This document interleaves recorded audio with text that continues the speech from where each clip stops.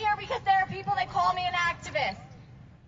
The most important people in my life call me mom. I'm the chapter leader, the Massachusetts chapter leader of an organization called Parents for Pot. We are a nonprofit. We support families that have to move for legal medical access.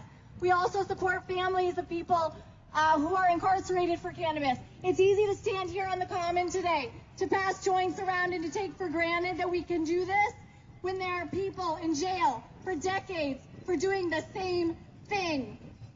So, as we move forward with legalization, we don't leave those people behind. We extend our hands back. We let them know that they're pioneers, and we are still here for them. I was out in this crowd last year. I was just one of you. And I sat out there and I listened to Mickey Martin, who's a national activist from California, stand up here on the stage and tell you that out there on the grass was a mom who cries herself to sleep every night because her daughter, who is 7 years old and has seizures every day, was suffering because we passed a law here in Massachusetts. We went to the ballots, we went to the polls, we voted. We said cannabis is medicine 3 years ago, and patients still, to this day, don't have access because of their zip codes, because of where we live. I was that mom out there, and that's my daughter that's suffering. So Mickey Martin told you all to get mad about prohibition, to get mad that there are patients suffering. He told you to get mad, but more importantly, he told you to do something about it. So that's why I'm here today, because I listened to Mickey, because I did something.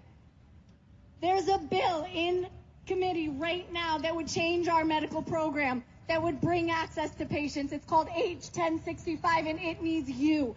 It needs you to not be intimidated by a title like state rep, and it needs you to call yours. It needs you to call them and tell them that patients are suffering, and you demand a voice for those that don't have one. It would allow caregivers to cultivate for up to 10 patients instead of the one that is allowed right now by law. It would also allow reciprocity to patients traveling for medical care here in Massachusetts from other states. It would also prohibit discrimination against organ recipients for being a medical cannabis patient. Did you know that? If your liver fails and you're a medical cannabis patient, they can tell you you don't get a new one?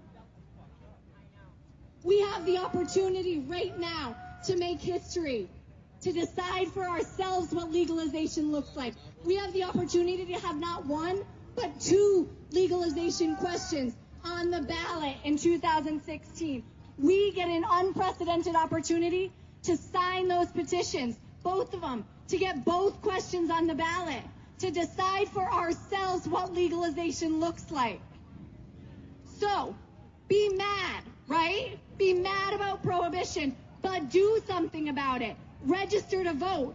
Get to the poll. Be mad enough to fill in that circle on the ballot in 2016. And have a great afternoon in the name of cannabis, right? Thank you all.